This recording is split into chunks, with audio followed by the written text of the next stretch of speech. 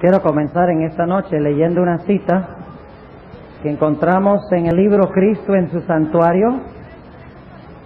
Es una cita escrita por una mujer extraordinaria que la Iglesia Adventista acepta como profeta de Dios, Elena G. de White. En el libro Cristo en su Santuario, la página 7, dice la sierva de Dios, inspirada por el Espíritu Santo, lo siguiente: la comprensión correcta de la ministración en el santuario celestial es el fundamento de nuestra fe. Quiero leer esta cita otra vez porque es de mucha importancia. Dice ella: la comprensión correcta de la ministración en el santuario celestial es el fundamento de nuestra fe. Lo cual significa que si nosotros como adventistas no aceptamos la doctrina del santuario, y digo esto con seriedad, sería mejor que empacáramos nuestras maletas y nos fuéramos a otra iglesia. Así de serio es. Porque lo que distingue a la iglesia adventista de todas las demás iglesias es la doctrina adventista del santuario. Hay otras iglesias que tienen doctrinas parecidas a las de nosotros. Por ejemplo, hay iglesias que creen que los muertos nada saben. Hay iglesias que enseñan que debemos guardar el sábado. Hay iglesias que enseñan que debemos practicar las normas de la salud. Hay iglesias que enseñan que debemos diezmar. Hay iglesias que enseñan muchas de las cosas que enseñamos como adventistas, pero hay una doctrina que distingue a los adventistas de todas las demás iglesias, y esa es la doctrina del santuario. Ahora, para comenzar nuestro tema en esta noche, quisiera decirles que Dios, en su solución al problema del pecado, tiene que tomar en consideración mucho más que este pequeño mundo. Porque en realidad el problema del pecado es un problema universal, es un problema cósmico. No es un problema solamente con este diminuto e insignificante mundo. Quisiera leer 3 pasajes bíblicos en esta noche al comenzar, y luego quiero leer otra cita del Espíritu de profecía sobre este particular. La primera cita bíblica la encontramos en Apocalipsis, el capítulo 12, y empezando en el versículo 7, un pasaje que conocemos muy bien, lo hemos leído muchas veces. Pero yo quiero enfatizar un punto específico de esto en esta noche. Apocalipsis, el capítulo 12 y el versículo 7. Y fue hecha una grande batalla en el cielo. ¿Dónde? ¿Dónde comenzó la gran controversia entre el bien y el mal? ¿En la tierra o en el cielo? En el cielo.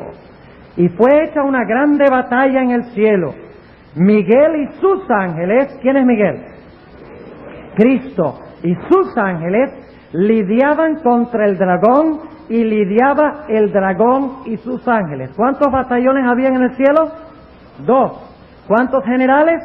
2. Cristo y Satanás eran los generales. Y cada uno tenía su grupo de ángeles. Versículo 8. Y no prevalecieron, es decir, Satanás no prevaleció, ni su lugar fue más hallado en el cielo.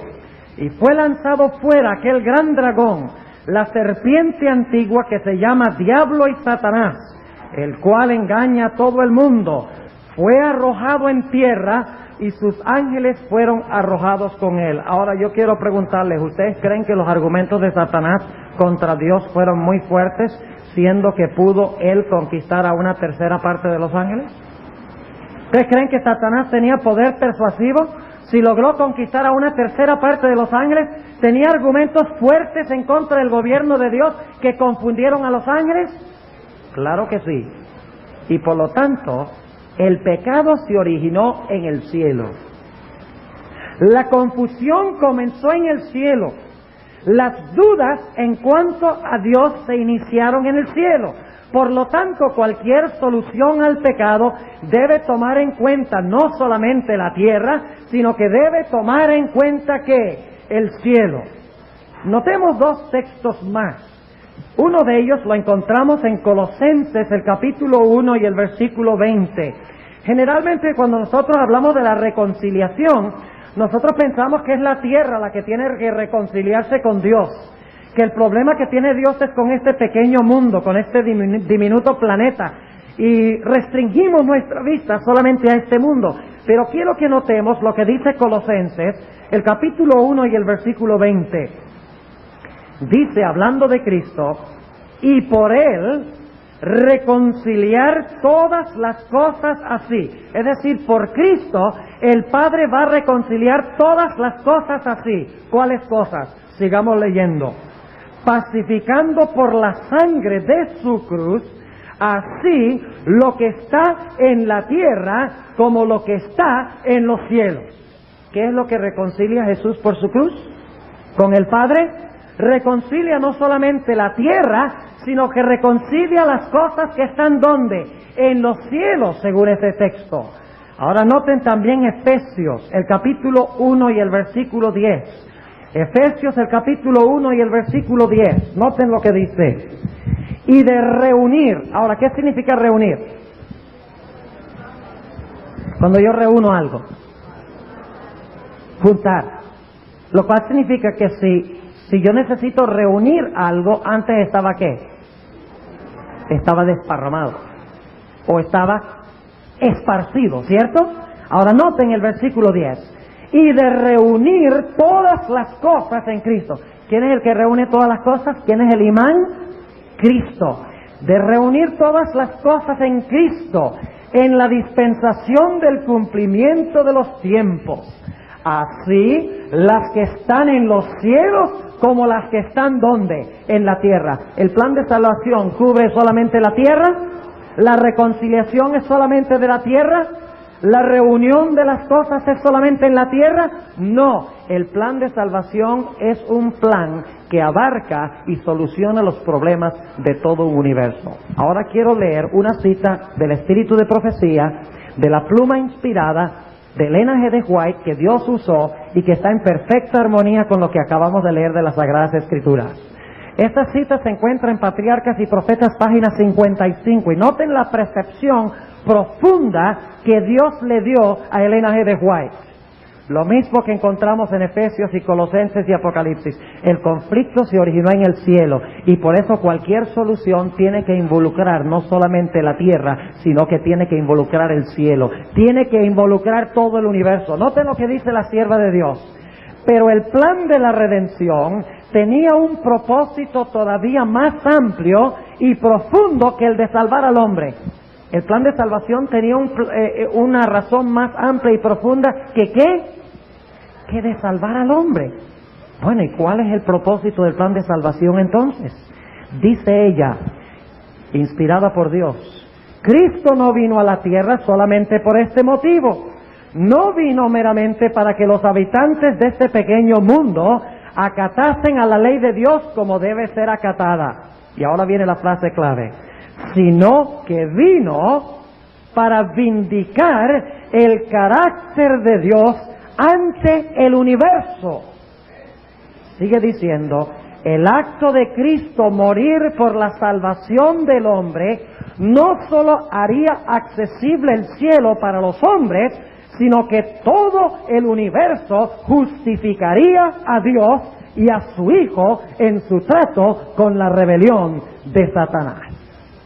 En otras palabras, el plan de salvación sí tiene el propósito de salvar al hombre, pero tiene el propósito primordial de vindicar o justificar el carácter de Dios el Padre y de su Hijo Jesucristo ante el universo en la forma como ellos resuelven el problema del pecado.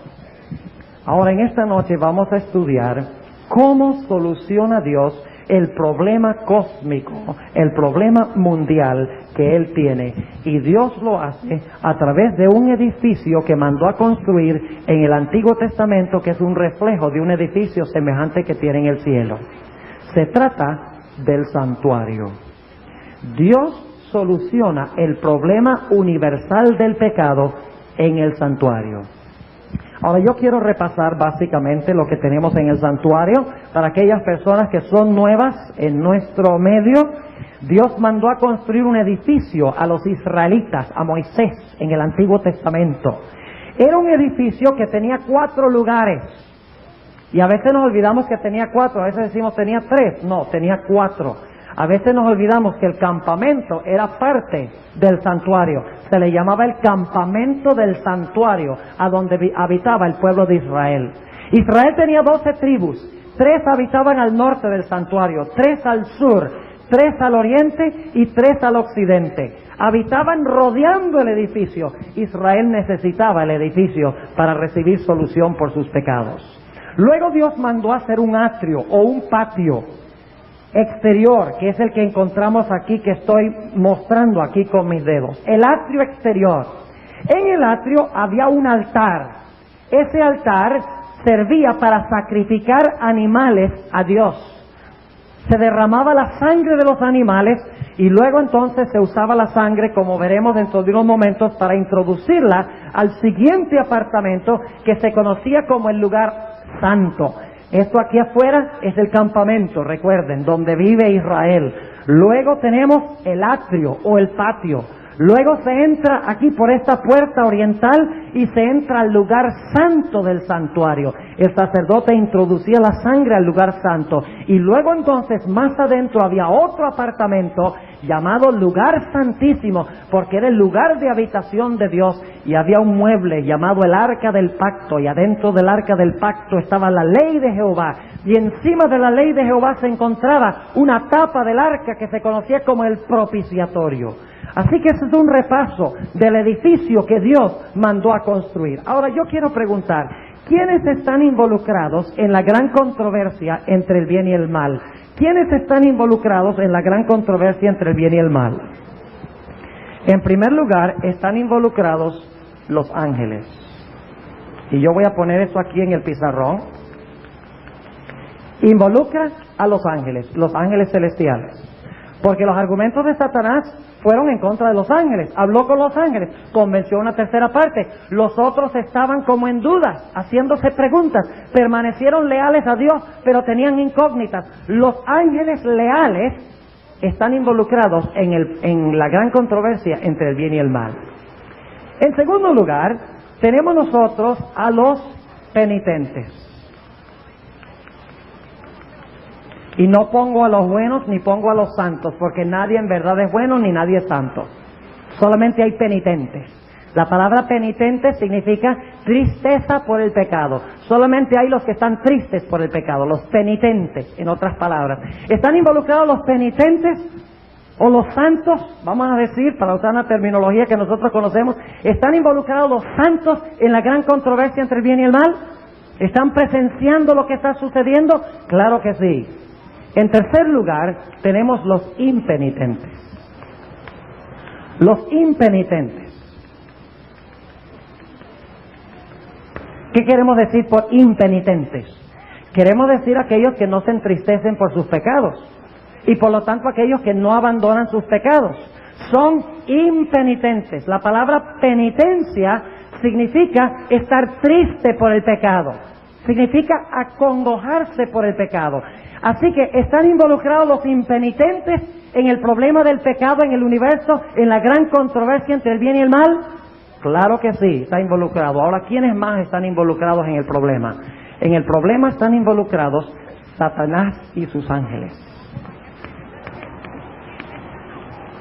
¿De acuerdo? Satanás y sus ángeles están involucrados en el problema.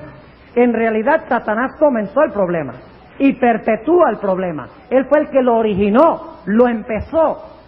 Y en quinto lugar, hay otra persona que está involucrada en este problema. ¿Y quién es quién? A ver, díganme ustedes. ¿Cristo?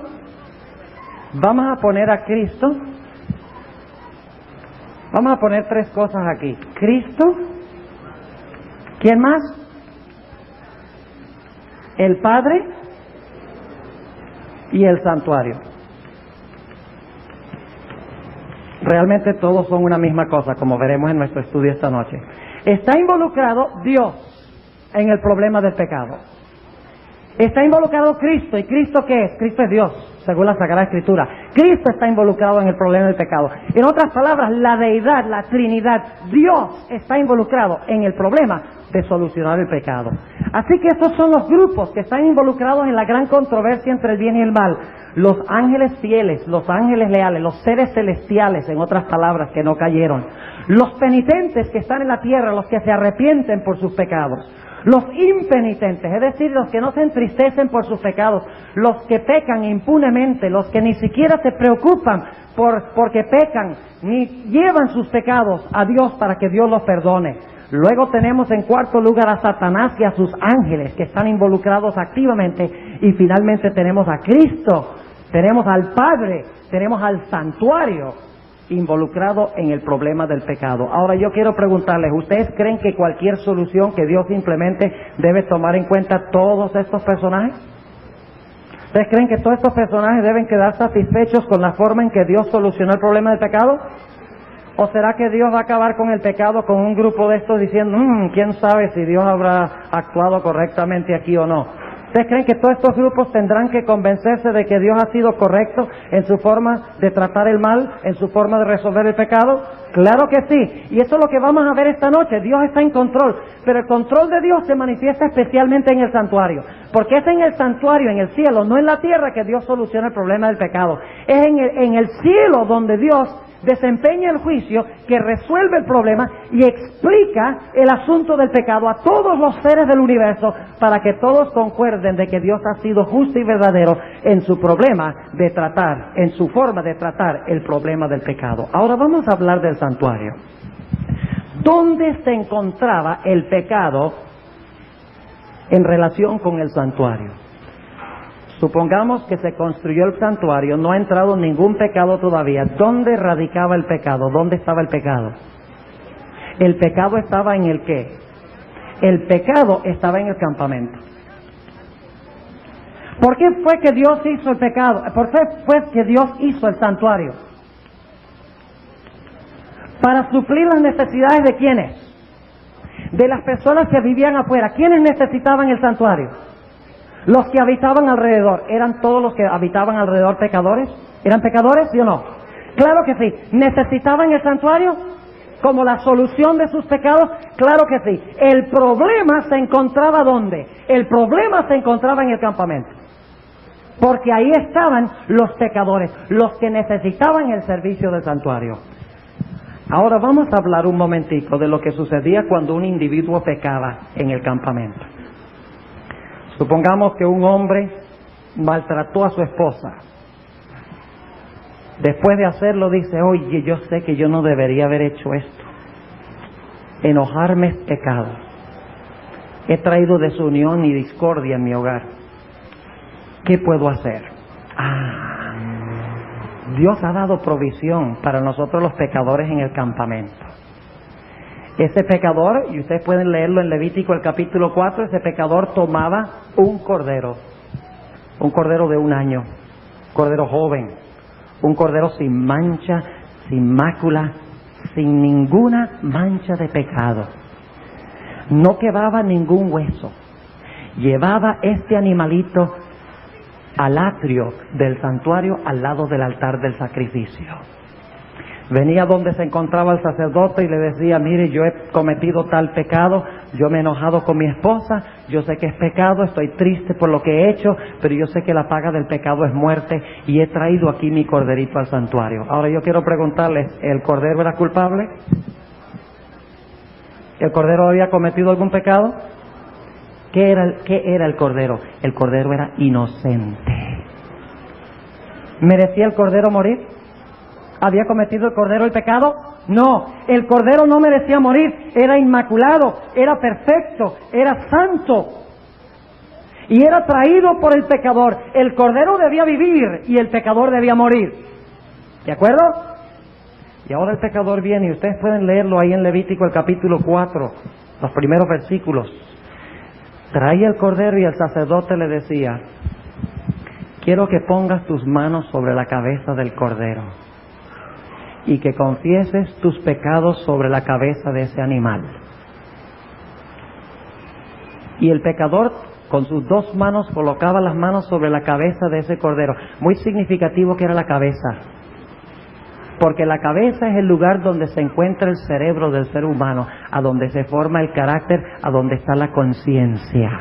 Eso es vital recordarlo cuando hablemos del cumplimiento de lo del cordero.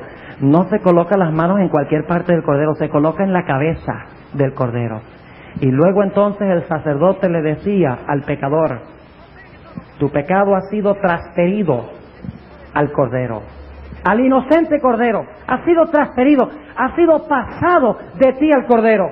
Y luego el sacerdote le daba al pecador un cuchillo, y el pecador tenía que levantar el cuchillo y tenía que hundirle el cuchillo en el cuello a ese cordero y ver cómo ese inocente cordero derramaba la sangre por el pecado que había cometido él.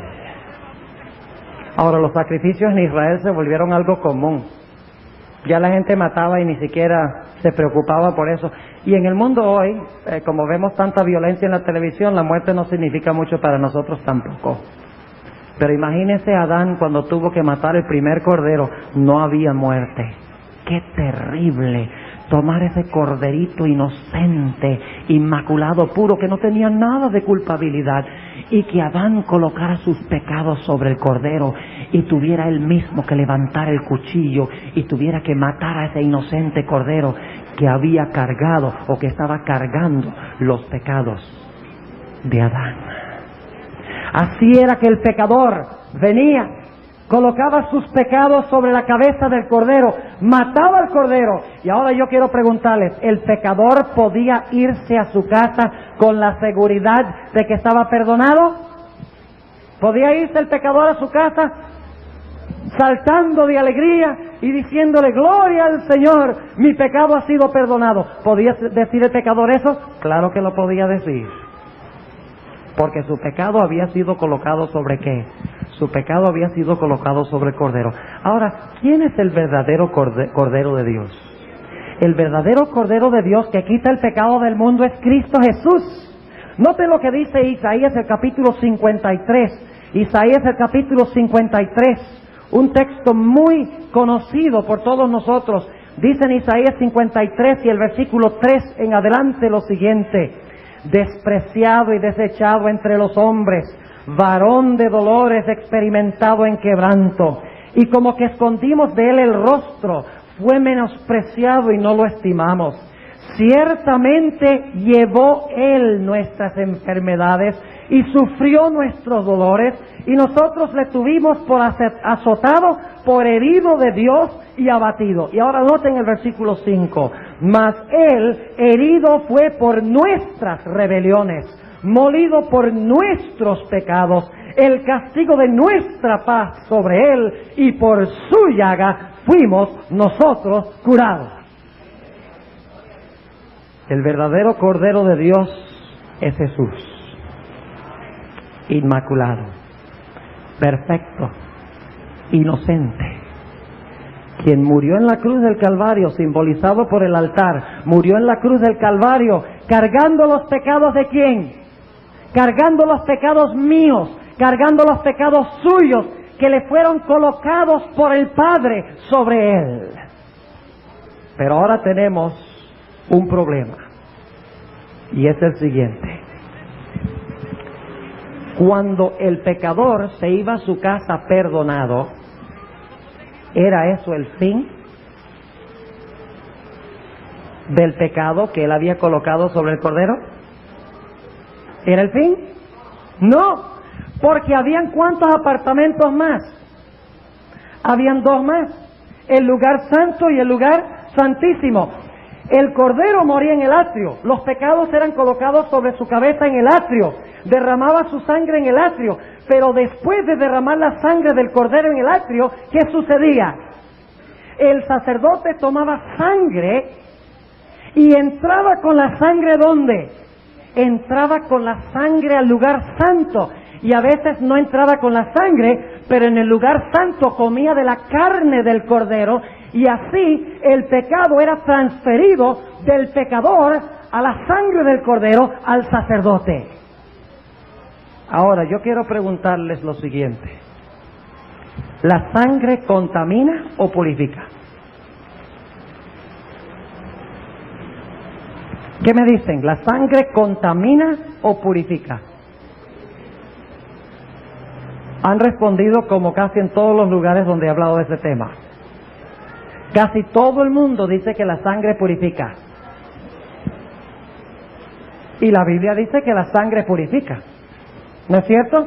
Han lavado sus ropas y las han blanqueado en la sangre del Cordero. La sangre purifica. Pero también hay textos en la Biblia que dicen que la sangre contamina. Ahora tenemos un problema. ¿Cómo es que la sangre purifica y la sangre contamina? ¿Qué es lo que purifica y qué es lo que contamina? Escuchen bien y sigan la hilación de lo que voy a decir, porque tiene que ver con la forma en que Dios soluciona el pecado. Mucho de lo que estamos diciendo hasta ahora es conocido, pero dentro de unos momentos vamos a ir a un área posiblemente no tan conocida, al hilar todo este asunto. Cuando el pecador viene al santuario, ¿el pecador está contaminado? ¿La sangre del pecador está contaminada? ¿Él debe morir por su pecado, sí o no? ¿Su sangre debe ser derramada por el pecado? ¿La sangre del pecador, sí o no? Pero ahora, ¿qué hace el pecador? El pecador le pasa el pecado ¿a quién? Al Cordero. Ahora, no pierdan esto. El pecador le pasa el pecado al Cordero. ¿Y ahora quién es limpiado? ¿Quién queda limpio? El pecador queda limpio. ¿La sangre qué? Purifica. Pero el pecado que el pecador transfirió al Cordero, ¿qué hace con el Cordero? Con la sangre del Cordero. La contamina. Así es que la sangre purifica al pecador cuando Cristo fue sacrificado, pero la misma sangre contamina al Cordero.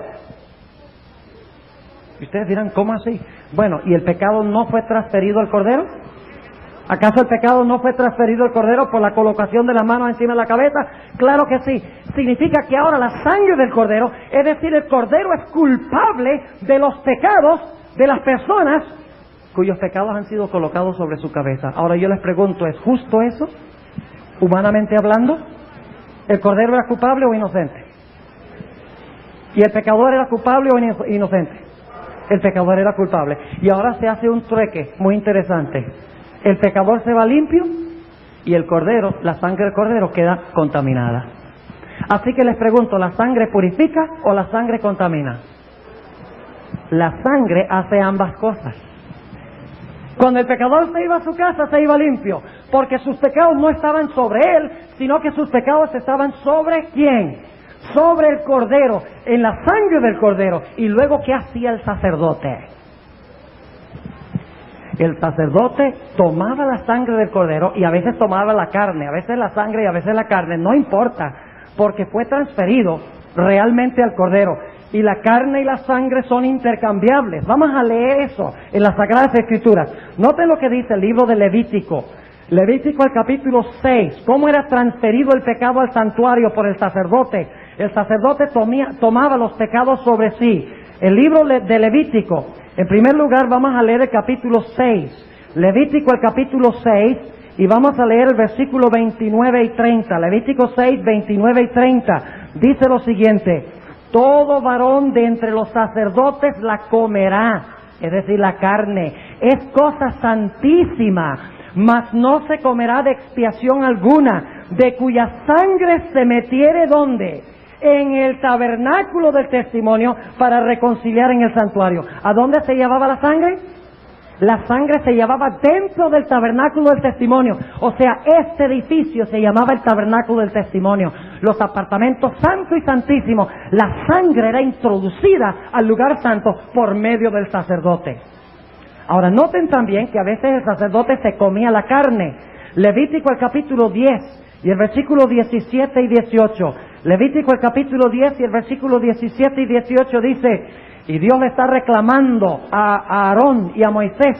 Dice, ¿por qué no comisteis la expiación en el lugar santo? Porque es muy santa, y dióla él a vosotros para llevar la iniquidad de la congregación, para que sean reconciliados delante de Jehová. veis que su sangre no fue metida dentro del santuario, habíais de comerla en el lugar santo como yo mandé. O sea que cuando no se introducía la sangre en el santuario, ¿qué debía hacer el sacerdote? El sacerdote debía comer la carne, y de esa forma el pecado estaba siendo transferido. ¿De dónde? Del pecador al cordero al sacerdote. Ahora necesitamos entender algo muy importante, y es lo siguiente. El Señor Jesucristo fue tanto el sacerdote como la víctima. En el Antiguo Testamento se exigieron dos símbolos. Se necesitaba una víctima y un sacerdote, porque si el sacerdote hubiera muerto, hubiera terminado su función, no hubiera podido introducir la sangre o haber comido la carne dentro del santuario. Por eso en el Antiguo Testamento se necesitaron dos símbolos para ilustrar la obra de un solo hombre, Cristo Jesús. Se necesitaba un cordero que muriera y luego un sacerdote que viviera para meter la sangre o comer la carne e introducirla al lugar santo del santuario. ¿Entienden lo que estamos diciendo? Pero Jesús se ofreció a sí mismo, dice las Sagradas Escrituras, y resucitó al tercer día como el sacerdote e introdujo en el santuario su propia sangre corriendo en sus venas. ¡Qué tremendo concepto! Era la víctima, el sacerdote. Ahora déjenme preguntarles esto. Cuando moría el cordero, moría porque los pecados habían sido transferidos a él, ¿verdad?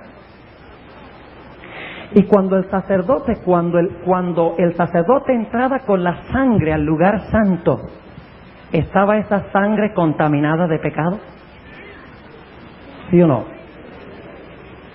¿Y qué hacía el sacerdote con la sangre? La rociaba ¿dónde? La rociaba en el lugar santo, en el velo y en los muebles. De esa forma, ¿qué estaba haciendo el sacerdote? El sacerdote estaba transfiriendo, noten, estaba transfiriendo el pecado de sí mismo ¿a dónde? Al santuario, al edificio, al santuario. En otras palabras, hay un proceso, noten, del pecador, el pecado se transfiere ¿a quién? Al cordero y al sacerdote, porque para Jesús los dos símbolos se unen en él. En otras palabras, los pecados de la raza humana son transportados a Cristo, quien es el Cordero. Él muere con esos pecados y cuando resucita, entra con la sangre corriendo en sus venas, entra al santuario cargando los pecados del hombre. Y ustedes dirán, ¿será que Jesús entonces cargó pecados después de morir? La respuesta es que sí. Jesús constantemente entra al santuario con los pecados de los seres humanos y los transfiere al santuario. Ahora, una persona me dijo una vez, pero pastor, un momentico, ¿el santuario es santo, sí o no? Claro que sí. ¿Cómo puede ser el santuario santo y contaminado al mismo tiempo? ¿Entienden lo que estamos diciendo? Algunos dicen, ¿cómo es que este es el lugar santo? Y usted está diciendo que a través de la sangre del cordero el sacerdote introduce y deposita los pecados aquí, que la santidad y la iniquidad habitan en el mismo lugar. ¿Es eso lo que está diciendo? La respuesta es que sí. Y ustedes dirán, ¿cómo, pastor? Déjenme preguntarles en cuanto a Jesús. ¿El Señor Jesucristo era santo? Vamos a leerlo. Hebreos 7. Hebreos el capítulo 7. Noten lo que dice. Vamos a ver si Jesús era santo. Hebreos el capítulo 7 y el versículo 26. Hebreos 7 y el versículo 26. Hablando de Cristo. Dice, porque tal pontífice nos convenía, santo, inocente, limpio, apartado de los pecadores y hecho más sublime que los cielos. ¿Era Jesús santísimo, sí o no? ¿Estaba apartado del pecado, sí o no? Entonces surge la pregunta, ¿Jesús también estaba contaminado con pecados? ¿O sí? Claro que sí. ¿Con los pecados de quiénes? Con los pecados de nosotros. ¿Había en Cristo Jesús al mismo tiempo santidad y contaminación? Claro que sí, pero ahora déjenme hacerles algo muy claro. La contaminación que tenía Cristo no era la suya, sino la nuestra. En otras palabras, los pecados nuestros le fueron imputados a un ser santo. No eran de Él, no eran propiedad de Él, no los merecía Él, eran nuestros. Un ser santo tomó por imputación, es decir, por atribución. El Padre le atribuyó los pecados míos, no eran de Él, eran míos. ¿Entiende lo que estamos diciendo? Y así es que Jesús era santo y al mismo tiempo cargaba mis pecados. Y así es con el santuario. En el lugar santo habitaba la santidad de Dios. Pero el sacerdote entraba y metía los pecados ¿dónde? Metía los pecados en el lugar santo, a través de la sangre del sacerdote, los metía en el santuario. Ahora yo les pregunto, ¿los pecados eran del santuario? ¿El santuario era el que había pecado? ¿El santuario era culpable de los pecados? ¿El cordero era culpable de los pecados? No. ¿Quién era culpable? El pecador era culpable de los pecados. En otras palabras, cuando el sacerdote entraba al lugar santo del santuario y metía los pecados allí, metía pecados que no pertenecían al santuario, eran pecados que eran imputados al santuario, que el santuario no merecía. ¿Entienden lo que estamos diciendo? Pero ahora tenemos un problema bien grande. ¿Y cuál es el problema? El problema es que el santuario tiene un montón de pecados que no le pertenecen. Pecados que no son del santuario. ¿Es justo eso? ¿Qué dicen ustedes? ¿Es justo que el Cordero haya muerto por nuestros pecados? Por los pecados de los que confiesan los pecados de los hijos de Dios, de los penitentes. ¿Es justo de que Jesús haya cargado esos pecados en relación con Él? No. ¿Es justo de que esos pecados sean transferidos al santuario que es santo, inocente, que no tiene ninguna culpa, ni ha cometido esos pecados? No. Y ahora Dios tiene un problema. El pecador se fue a su casa saltando de alegría, saltando de gozo, porque él fue purificado. Pero el problema es que el sacerdote fue contaminado, y junto con el sacerdote el santuario también fue contaminado. La santa habitación de Dios fue contaminada con el pecado. Y la Biblia nos dice que la santidad y el pecado no pueden ¿qué? No pueden coexistir juntos. Entonces, ¿cómo podemos entender nosotros este asunto? Ahora, notemos algunos textos que hablan del hecho de que Dios lleva nuestra culpa. Éxodo el capítulo 34. Éxodo el capítulo 34. Y el versículo... Éxodo 34, y vamos a leer varios versículos de este capítulo. Éxodo el capítulo 34. Ustedes recuerdan que Jehová se le apareció a Moisés. Versículos 6 y 7. Noten lo que dice. Y pasando Jehová por delante de él, proclamó Jehová, Jehová, fuerte, misericordioso y piadoso, tardo para la ira y grande en benignidad y verdad, que guarda la misericordia en millares, que perdona la iniquidad, la rebelión y el pecado. Lamentablemente esa no es la mejor traducción. No es la palabra perdona la iniquidad, la rebelión y el pecado. En el original dice que Dios lleva o carga la iniquidad, la rebelión y el pecado. La carga sobre sí. ¿Y cómo carga Dios sobre sí esto? ¿Cómo es que Dios lleva o carga el pecado? Lo lleva o lo carga a través de ¿quién? A través del Cordero que muere y el sacerdote que vive, quien lo introduce ¿en dónde? A la misma presencia de Dios del santuario. El sacerdote, en otras palabras, lleva sobre sí el pecado. ¿Y saben algo interesante? Esas tres palabras que tenemos aquí en Éxodo 34, y quiero que recuerden este detalle, tres palabras que se usan para describir la maldad. Dice, la iniquidad, la rebelión y el pecado que Dios lleva aquí son las idénticas palabras que se usan para hablar de lo que Dios saca del santuario en el día de expiación. Pero mientras que en Éxodo 34 están en singular, en Levítico 16 están en plural. Ese es un detalle muy importante. En otras palabras, ahora Dios está llevando sobre sí los pecados del hombre. Él ha tomado sobre sí la responsabilidad por los pecados del hombre. Porque en la Biblia el santuario y Dios se identifican. ¿No dijo Dios: háganme un santuario y yo habitaré en medio de ellos? Hay textos bíblicos donde Dios y el santuario se usan intercambiablemente. En otras palabras, Dios ha tomado sobre sí, ha asumido la responsabilidad de los pecados sobre el hombre y los ha colocado en su presencia en el santuario. Ha asumido nuestros pecados, los ha tomado por imputación. Pero ahora Dios tiene un problema supremamente serio. ¿Y cuál es ese problema? El problema es que Dios no es el culpable de esos pecados. Si esos pecados quedan en el santuario, es una afrenta ¿contra quién? Contra el nombre y el carácter de Dios. Porque si Dios se responsabiliza por los pecados, sacándolos del pecador, transfiriéndolos al Cordero, y luego el Cordero al sacerdote y el sacerdote entrando aquí, llevando los pecados o cargando el pecado y metiendo los pecados constantemente al lugar santo del santuario ante la presencia de Dios, entonces Dios se está haciendo responsable de algo grotesco como el pecado.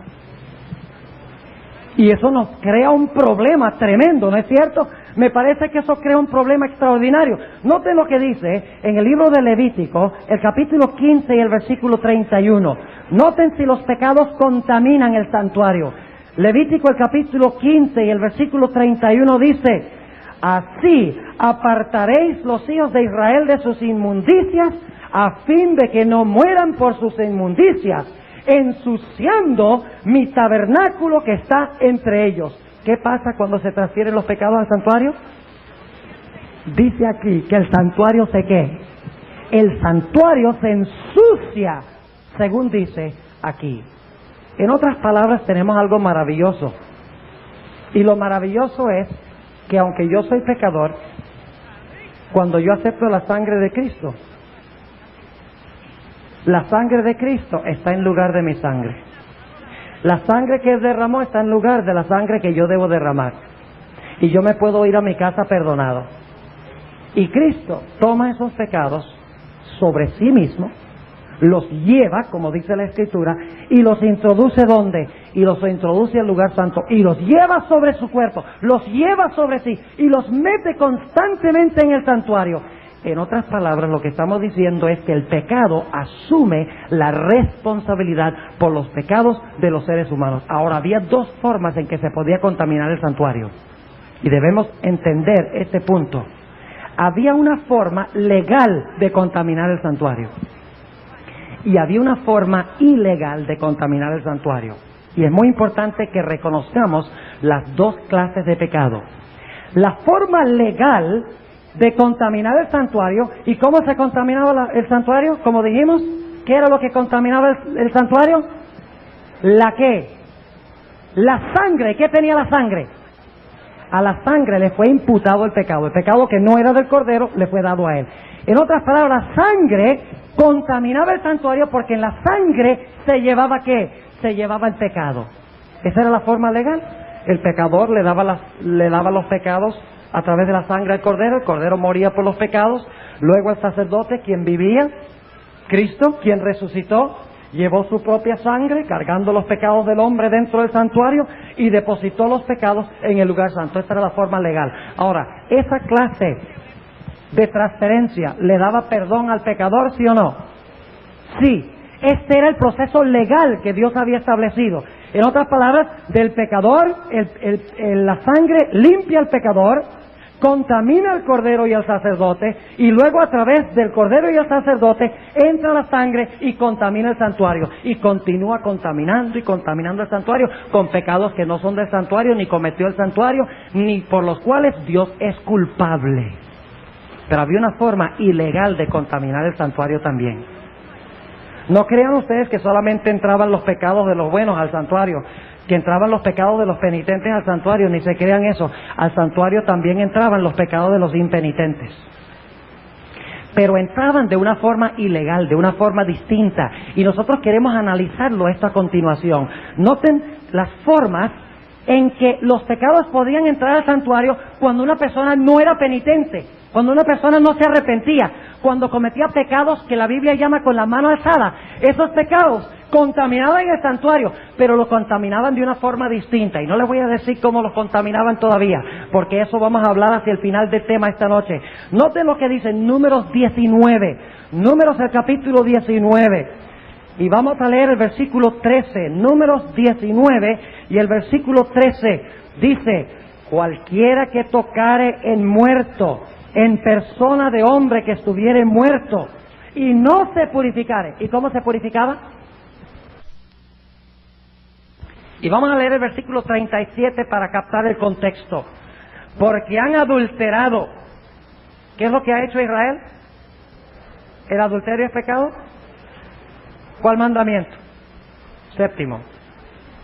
Y hay sangre en sus manos. Es decir, ¿estaban haciendo qué? Matando gente. ¿Cuál mandamiento es ese? El sexto, no matarás. Y han fornicado con sus ídolos. ¿Cuál mandamiento es ese? El segundo, de no hacer imágenes. Y aún sus hijos que me habían engendrado hicieron pasar por el fuego quemándolos. Inclusive, ¿qué estaban haciendo? Estaban quemando sus hijos a los dioses paganos. Aún esto más me hicieron. Contaminaron ¿qué? Mi santuario en aquel día y profanaron mis sábados. Déjenme preguntarles entonces, ¿los pecados de los impenitentes también contaminan el santuario? ¿También entran al santuario? ¿Pero entran a través de la sangre del Cordero? No, entran de otra forma. Leamos algunos textos más. Levítico el capítulo 20 y el versículo 3. Levítico el capítulo 20 y el versículo 3. Noten lo que dice aquí.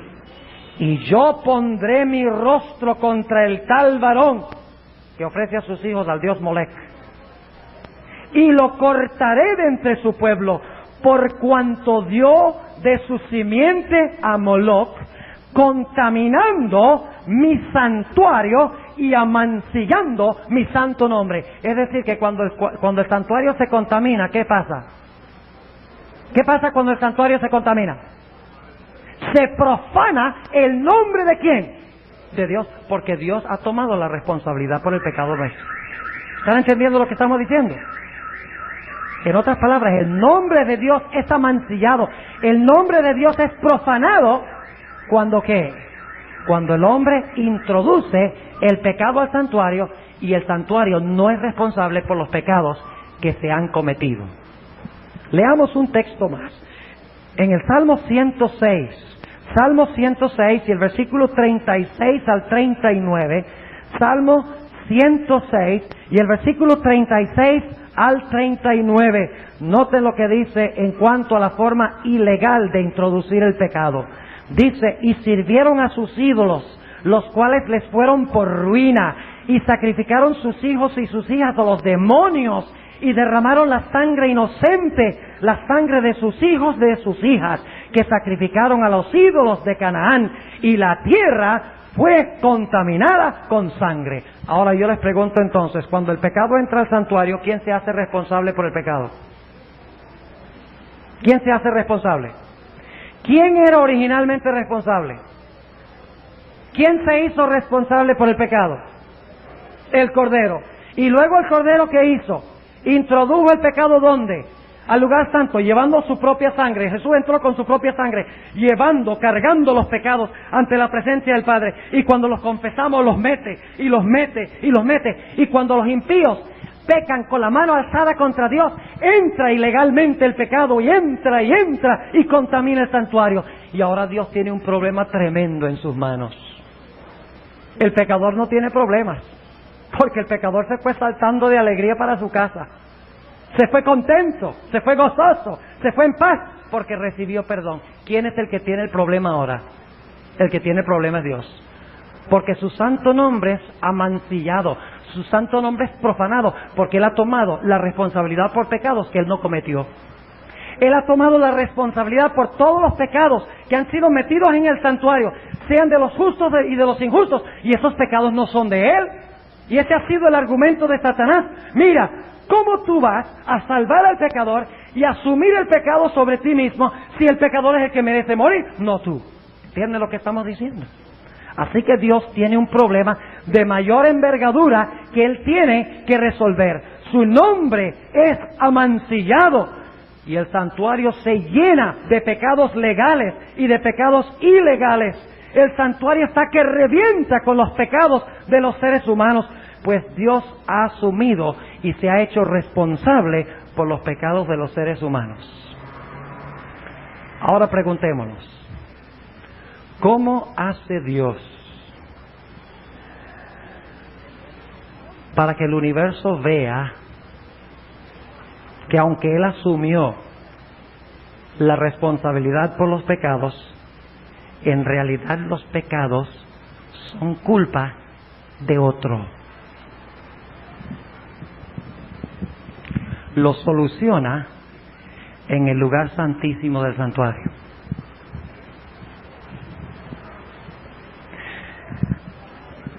¿Cuántas veces al año se purificaba el lugar santísimo del santuario? Una vez al principio del año, ¿verdad?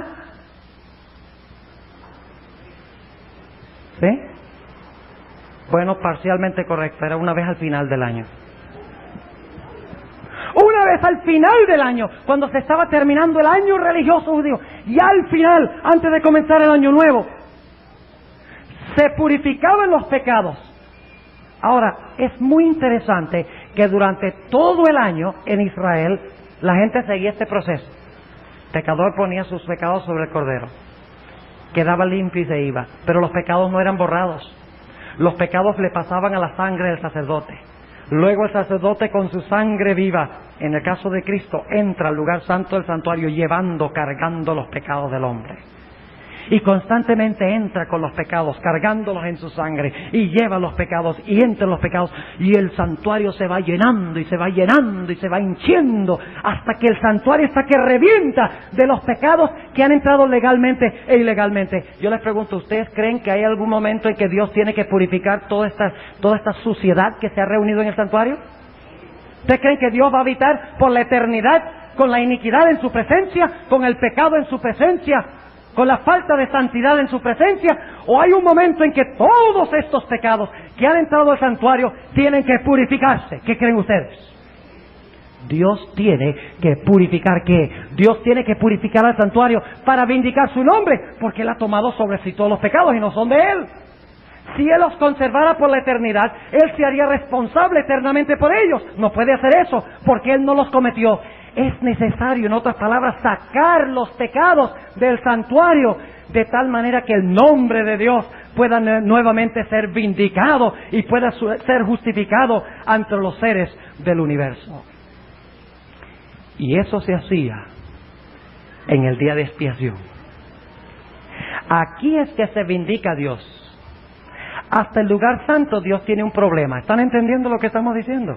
Hasta el lugar santo Dios tiene un problema inmenso. Porque Él ha tomado pecados que no son de Él. Los ha asumido, los carga sobre sí, a través de Cristo. Pero son recibidos por imputación. Dios es santo y al mismo tiempo asume el pecado, que es una combinación extraña. El que no conoció pecado, dice en 2 Corintios 5, se hizo pecado por nosotros, No conoció pecado, se hizo pecado. Santidad y pecado en el mismo ser, por imputación. Eso no puede existir para siempre. En algún momento el pecado tiene que sacarse y tiene que demostrarse de que Dios es el responsable. Otro tiene que recibir el castigo por todos los pecados que han entrado legalmente, y de los ilegales hablaremos dentro de unos momentos. Una vez al año, el sacerdote entraba al lugar santísimo del santuario al final del año, que significa que cuando se estaba acabando el año, ahí era que entraba. De la misma forma esperaríamos que cuando el mundo esté llegando al final de su historia, se va a realizar una purificación no de un santuario, un tabernáculo lleno de cortinas y lleno de muebles, sino el verdadero santuario en el cielo. Y en Hebreos 9, 22 y 23 dice que el santuario celestial está contaminado. Sí, en el mismo cielo hay un registro de los pecados de los seres humanos, de los suyos y de los míos. Todos, pensamientos malos, acciones malas, los haya colocado sobre el Cordero o no los haya colocado sobre el Cordero, allá están y han contaminado y han ensuciado el santuario de Dios. Dios se ha hecho responsable y por lo tanto el nombre de Dios es profanado. Pero el 22 de octubre de 1844, en cumplimiento con la profecía de Daniel 8:14, Jesús entró al lugar santísimo. Y entró al santísimo no ya primordialmente para meter pecados, sino que entró al lugar santísimo para empezar a sacarlos. Porque lo que entra tiene que ¿qué? Lo que entra tiene que salir. Dios no puede quedarse con esa suciedad por la eternidad, tiene que salir. Y el 22 de octubre de 1844 Jesús entró ante el Padre para empezar a vindicar el santuario, para empezar a justificar a Dios, para comenzar a purificar toda esa inmundicia y suciedad en el santuario. Y déjenme preguntarles, ¿con quiénes empezó primero? Con los pecados que entraron ilegalmente, con los pecados de los impenitentes. Con eso empezó. ¿Con los pecados de quiénes? ¿Saben ustedes que eso es lo que dice Levítico 16? El día de expiación era para los penitentes hasta el final del día de expiación. Noten lo que dice en Levítico 16 ahora. Vamos a Levítico el capítulo 16 y el versículo 16. Levítico 16 y el versículo 16.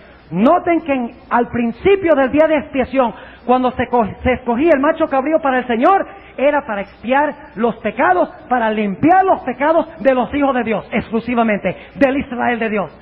No tenía nada que ver con los pecados de los impenitentes, solo de los penitentes. Levítico 16 y el versículo 16. Noten lo que dice. Y limpiará el santuario. ¿Qué es lo que dice? ¿Qué hacía en el día de expiación? Limpiará. Ahora, si limpia el santuario es porque el santuario estaba ¿qué?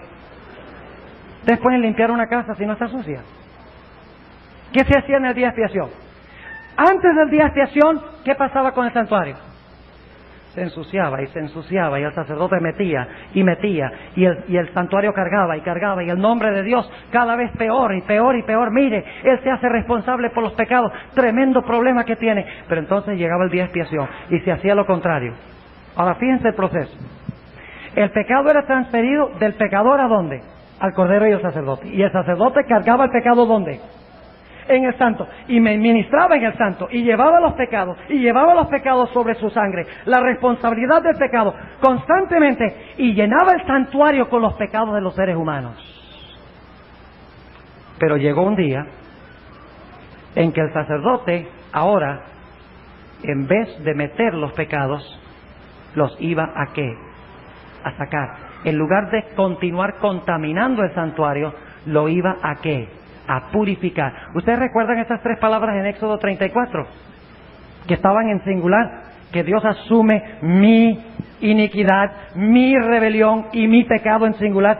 Saben ustedes que en Levítico 16 aparecen las tres palabras, noten el versículo 16, pero ahora están en plural, porque los pecados que se van a sacar ahora, la purificación del santuario, no tiene que ver con la purificación del individuo, sino que tiene que ver con la purificación de todo el pueblo de Israel. De todos los pecados, por eso está en plural, no solamente son mi pecado, mi rebelión, mi iniquidad, como en Éxodo 34. ¿Saben un detalle interesante? Ustedes leen Levítico 1 al 15, el capítulo 1 al 15, y van a encontrar que todos los sacrificios que se ofrecen son para pecadores que vienen en singular para pedir perdón por mi iniquidad, mi rebelión y mi pecado, en los primeros 15 capítulos. Pero de repente en el capítulo 16 cambia. En vez de venir yo con mi iniquidad, mi rebelión y mi pecado, es el día en que Dios toma toda la rebelión, toda la iniquidad, todo el pecado en el santuario y lo va a sacar. Está en plural. Noten Levítico 16, y limpiará el santuario de las inmundicias de los hijos de Israel y de sus rebeliones y de todos sus ¿qué? Ahí están las mismas tres palabras en el hebreo. ¿Sus qué? Sus inmundicias, sus rebeliones y todos sus ¿qué? ¿Cuántos pecados? Todos sus pecados. De la misma manera hará también al tabernáculo del testimonio, el cual reside entre ellos en medio de sus inmundicias. Ahora yo quiero preguntarles lo siguiente: ¿era necesario purificar el santuario, sí o no? Y la purificación del santuario era la purificación de los pecados ¿de quiénes? ¿De quiénes? ¿Del pueblo de qué? ¿Era de los pecados de los filisteos? ¿De los pecados de los moabitas? ¿De los amonitas? ¿De los egipcios? ¿De los asirios? ¿De los babilonios? ¿Esos eran los pecados? No. ¿Con quiénes se trataba en el día de expiación, por lo menos al comienzo del día de expiación, con los pecados de los que profesaban ser hijos de Dios. Es necesario, dice Pedro, en 1 Pedro 4:17, inspirado por Dios, es necesario ahora que el juicio comience en la casa de Dios, que es la iglesia. Es decir, mis apreciados hermanos, que según Levítico 16, los primeros pecados que se limpian del santuario son los pecados de quienes, de los que han profesado ser ¿qué? Los que han profesado ser hijos de Dios. Israel, en otras palabras, no los paganos, no los que pecaron con la mano alzada contra Dios, que metieron los pecados ilegalmente, no, son las inmundicias, las iniquidades y las rebeliones de los que metieron los pecados legalmente dentro del santuario, los pecados de los justos. Según la sierva de Dios, con quienes empezó Jesús a hacer el juicio en 1844. Con los que alguna vez profesaron el nombre de Cristo. ¿Tiene razón ella? ¿Qué dice Levítico 16:16? Son los pecados de Israel los que se tratan aquí, no de los impenitentes, no de los que pecan con la mano alzada, son los pecados de Israel. Además de eso, Pedro dice que es necesario que el juicio comience con la casa de Dios. ¿La casa de Dios qué es? La iglesia. Entre los que profesan el nombre de Cristo. Ahí empieza el juicio. Ahí es que se empiezan a purificar los que se empiezan a sacar, a limpiar los pecados. Ahora, yo quiero preguntarles, ¿los casos de los impíos se examinan ahora antes de la segunda venida de Cristo? No, señor. Ni un solo caso de un impío, de un impenitente, es examinado ahora en el juicio. Porque según dice en Levítico 16:16, los pecados que se examinan ahora exclusivamente son aquellos pecados de los que profesan ser de Israel, de los que son de la casa de Dios. Y ahora yo quiero preguntarles, ¿por qué razón? Porque Dios tiene que llevar un pueblo al cielo. Pero para podérselos llevar al cielo, es necesario que Él revele el derecho que tiene de llevarse a estas personas al cielo. ¿Quiénes están mirando las deliberaciones en el cielo ahora? La purificación de los pecados de los penitentes del Israel de Dios. ¿Quiénes están mirando eso ahora? Los ángeles. ¿Ustedes creen que los ángeles están mirando todo lo que está pasando en el juicio ahora? Todos los casos que se examinan de cada individuo y los pecados que son sacados por Cristo. Todavía no les voy a decir dónde los va a colocar, porque vamos a hablar de esto dentro de unos momentos. ¿Qué hace Cristo? Cristo entra al santuario y del santuario toma nuevamente todos los pecados. ¿Sobre quién? Sobre sí mismo. Saca los pecados y los coge sobre sí mismo nuevamente, los que colocó adentro del santuario. Ahora los toma de regreso, todos, a medida que avanza el juicio. No les voy a decir todavía qué hace Él con esos pecados. Pero hemos visto que Él empieza con los justos. ¿Por qué razón? Porque Él quiere revelarle a los ángeles el derecho que Él tiene de llevarse este grupo al cielo. Y tiene que ser antes de la segunda venida. O si no, no se podría proclamar: estos son mis trofeos que yo tengo derecho de traerme acá. ¿Entienden lo que estoy diciendo? ¿Tiene que haber un juicio antes de la segunda venida para examinar los casos de los que van a ir con Cristo al cielo? ¡Claro que sí! ¿Y para quién es ese juicio? Para Dios, ¿cierto? Dios dice: ay, ya, déjame ver qué fue lo que hizo el pastor porque no me acuerdo. Oye, Luis Rodríguez, a ver, bueno, yo necesito mirar en el libro a ver si qué fue lo que hizo Luis Rodríguez, porque como que no me acuerdo. ¿Esa es la razón del juicio? ¿Cuántas cosas sabe Dios? ¿Para qué un juicio entonces? ¿Para qué examinar la evidencia? No es para Dios. ¿Para quiénes es? Para los ángeles. ¿Están involucrados los ángeles leales en la gran controversia? ¿Sí están involucrados? ¿Tienen dudas? Sí, porque Satanás dice: mira, fíjate cómo es Dios. Se trae al cielo a Moisés, que mató a un egipcio, era un asesino. Y no solo un asesino, sino que se airó. Tenía un mal temperamento y se lo trajo para el cielo. Y al mismo tiempo, fíjese, otros pecadores que han hecho pecados menores no están aquí. Entonces, ¿qué justicia hay en Dios? Dios es parcial, Dios tiene favoritos. Algunos se los trae y a otros los deja por capricho. Y los ángeles celestiales dicen, oye, suena convincente eso. ¿Quién sabe, de verdad? Mire, está Moisés y está todas estas personas que se les ha garantizado la salvación. No, aquí anda algo que puede ser malo. Por lo tanto, ¿qué hace Dios? Dios abre los registros en el juicio investigador. Y en esta fase, nosotros no estamos en el cielo, están los ángeles. Y los ángeles ven los registros de cada persona que Cristo examina sus pecados. Si fueron colocados legalmente en el santuario, entonces los ángeles dicen, de verdad que este merece venir al cielo, tú te lo puedes traer en la segunda venida. Y entonces, ¿qué sucede? Cristo toma todos los pecados de los penitentes sobre sí mismo nuevamente. A medida que avanza el juicio, los toma la responsabilidad sobre sí personalmente. Ahora podemos entender por qué en el día de expiación el sacerdote tenía que hacer un sacrificio para sí mismo también. Y los toma todos sobre sí, los acumula sobre sí mismo, hasta que se examina el último caso del que está viviendo sobre la tierra. Último caso del que pretende servir a Cristo, del que profesa ser miembro del Israel de Dios. Y cuando todos los pecados han sido examinados y cuando Cristo los ha asumido sobre sí mismo, ¿qué hace el sacerdote? ¿Qué hace el sacerdote? ¿Qué hace Jesús? Bueno, ya entró al lugar santísimo, tomó la sangre del macho cabrío del Señor, rocía la sangre 7 veces sobre el propiciatorio, que su expiación final significa que ahora todos los pecados que estaban en el santuario han sido ¿qué? No borrados, han sido transferidos. El santuario ha quedado ¿qué? Purificado. Pero ¿quién ha vuelto a asumir la responsabilidad del pecado? Jesús.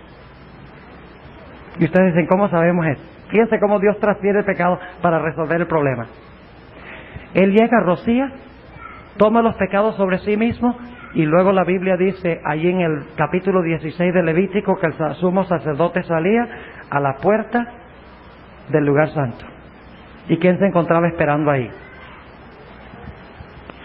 Otro macho cabrío, llamado Azazel.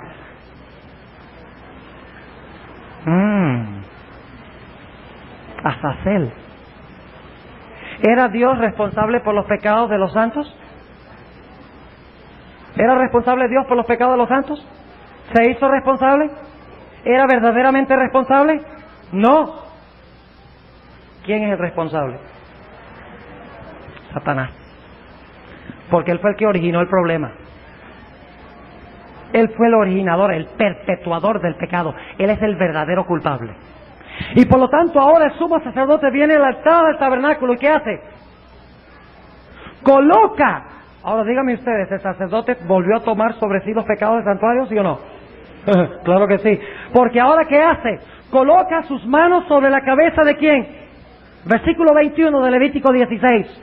Dice, y pondrá a Aarón ambas manos suyas sobre la cabeza del macho cabrío y confesará sobre él. Y noten las 3 palabritas otra vez. Todas las iniquidades de los hijos de Israel y todas sus rebeliones y todos sus pecados, poniéndolos así sobre la cabeza del macho cabrío. Para poder colocar las iniquidades, las rebeliones y los pecados sobre Azazel, ¿tiene que estar cargándolos el sacerdote de nuevo? ¿Y de dónde consiguió todos esos pecados para cargarlos? En el santuario.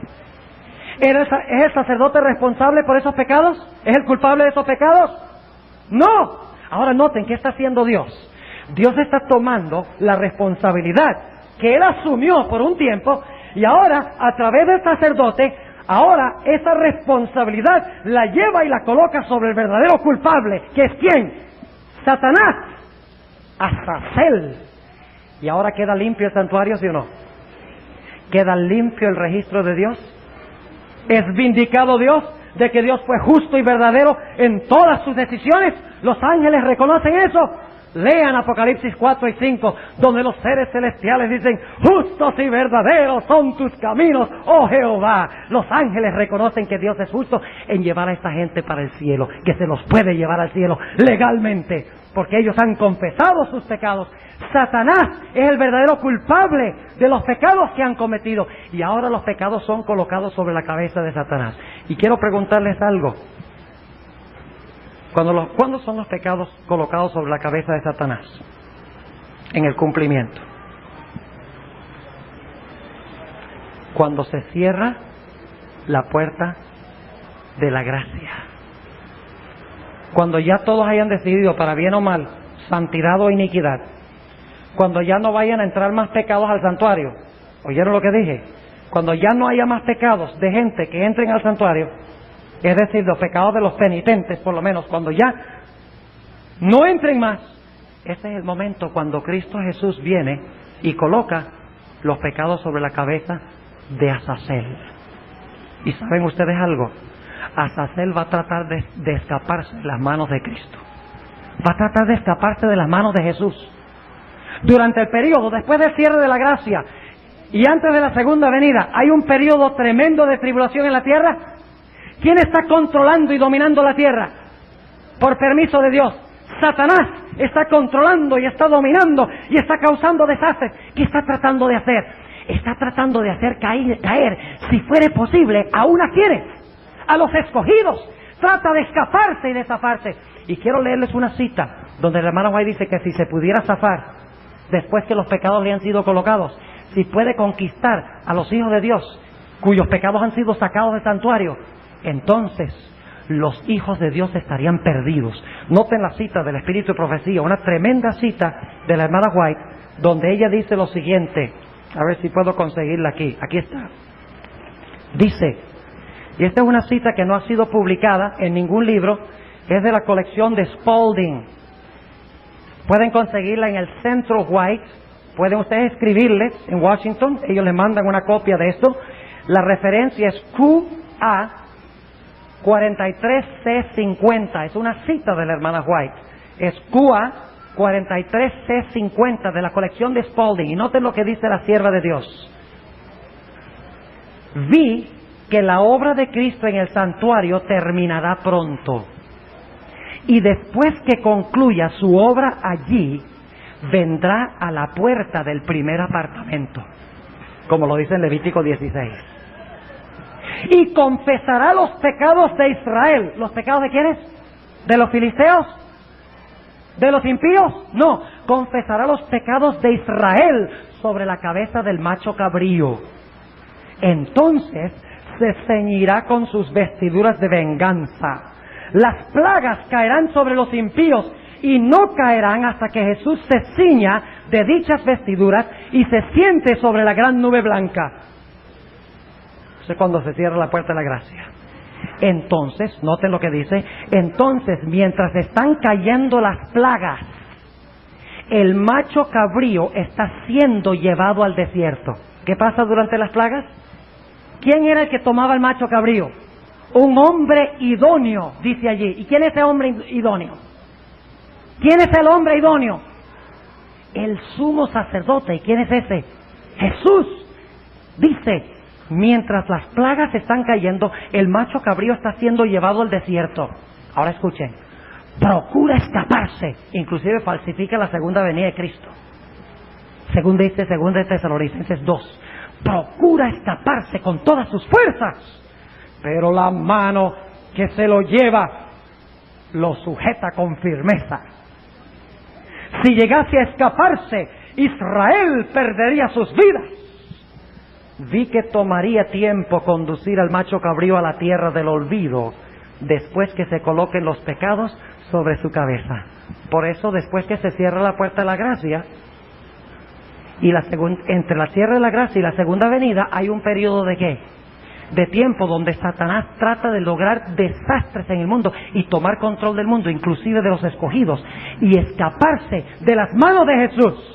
Pero dice que Jesús está en control y se aferra de él y no lo suelta, no lo deja escapar, Porque si escapara, los hijos de Dios estarían ¿qué? Los hijos de Dios estarían perdidos. Y cuando se cierra la puerta de la gracia, se pronuncia estas famosas palabras: el que es inmundo. Oh, evidentemente hay algunos que todavía, hay unos pecados que todavía no se ha hecho nada con ellos.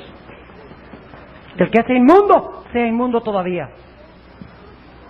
El que es sucio, sea sucio todavía. El que es justo, sea ¿qué? Justo todavía. El que es santo, sígase santificando todavía. O sea que ¿cuántos grupos hay?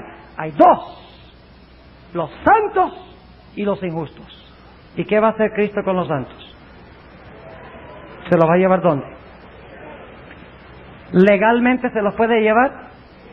¿Los ángeles van a cuestionar que Cristo se los lleve? ¿Por qué? ¿Han visto examinar cada caso? ¿Saben que Dios ha sido justo? ¿Todos los seres celestiales han sido convencidos de que Dios es justo y verdadero y amoroso? ¿De que todos recibieron la misma oportunidad? ¿Sí o no? Claro que sí. Así que el problema con los ángeles ya es historia antigua. Y el problema con los penitentes, ya sus pecados han sido sacados. No hay problema, Cristo se los va a llevar al cielo. Y noten un texto muy interesante en Hebreos 9:28. Hebreos el capítulo 9, 27 y 28. Tremendo pasaje que tenemos aquí en Hebreos 9. ¿Cuándo es que Cristo se deshace del pecado? ¿Cuándo es que Cristo deja de tener pecado sobre sí? Noten Hebreos 9, 27. Y de la manera que está establecido a los hombres que mueran una vez. ¿Y después qué? Y después del juicio. Así también Cristo fue ofrecido una vez para agotar los pecados de muchos. Y ahora noten, y la segunda vez sin pecado será visto de los que le esperan para salud. ¿Cuándo es que Cristo ya no tiene sobre sí pecado? Cuando vuelve por segunda vez. ¿Y por qué razón? Porque todos los pecados de los justos han sido sacados del santuario y han sido colocados ¿sobre quién? Sobre Azazel, sobre Satanás. ¿Estamos bien? Primero dos grupos. Listo. ¿Faltan algunos por convencer? ¿Hay algunos que todavía no están convencidos de que Dios ha sido justo y verdadero? ¿Qué tal los impenitentes? ¿Han tenido ellos un juicio? ¿Los impenitentes han tenido un juicio todavía? ¿Cuáles son los únicos casos que se han examinado? ¿Cuáles son los únicos pecados que se han limpiado del santuario? ¿Y han sido colocados sobre quién? Sobre Azazel. Y Cristo se lleva a Azazel. ¿Y qué pasa con Azazel? ¿A dónde era llevado Azazel? ¿Y qué pasa con Satanás durante los 1000 años después que Cristo regrese sin pecado? Está en el desierto del mundo por 1000 años. ¿Entienden lo que estamos diciendo? Para ver el resultado de su labor. Se queda desterrado, atado por Cristo. Fíjense, no se puede escapar. Cristo lo amarró, lo ató bien, no se puede escapar, no se puede ir del mundo. Aquí está, amarrado. El hombre idóneo lo ha llevado y lo ha sujetado y lo ha amarrado con una cadena. Está en la tierra. Y luego dice que los santos se van ¿a dónde? Para estar con los ángeles en el cielo. ¿No dijo Jesús, en la casa de mi Padre muchas moradas hay? ¿Dónde es la casa del Padre? Voy pues a preparar lugar para vosotros. Y si me fuere y os preparar el lugar, ¿qué? Vendré otra vez y os tomaré a mí mismo, para que donde yo estoy vosotros también estéis. ¿A dónde prometió Cristo llevar a su pueblo? Al cielo. Y ahí van a vivir para siempre. Van a vivir ahí 1000 años. ¿Y qué van a hacer durante los 1000 años? ¿Acostarse en una hamaca?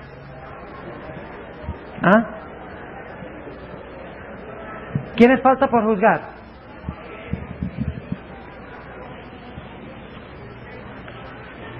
¿Vamos bien? ¿Ve? Estos se juzgan antes y estos se juzgan durante y después, como veremos dentro de un momento. Noten lo que dice la Biblia en Apocalipsis 20. En esto radica la diferencia entre los adventistas y las otras iglesias. Los adventistas ven la solución completa y total del pecado, de tal manera que todo el mundo queda satisfecho. Las demás iglesias nada más ven que Cristo murió por mis pecaditos. Y es verdad que Cristo murió por mis pecados, pero el problema del pecado es mucho más grande. Hay un universo involucrado. Noten lo que dice Apocalipsis el capítulo 20, Apocalipsis el capítulo 20, y vamos a leer empezando en el versículo 4. Y vi tronos, y se sentaron sobre ellos. ¿Quiénes se sentaron sobre ellos? Leamos. ¿Y les fue dado qué?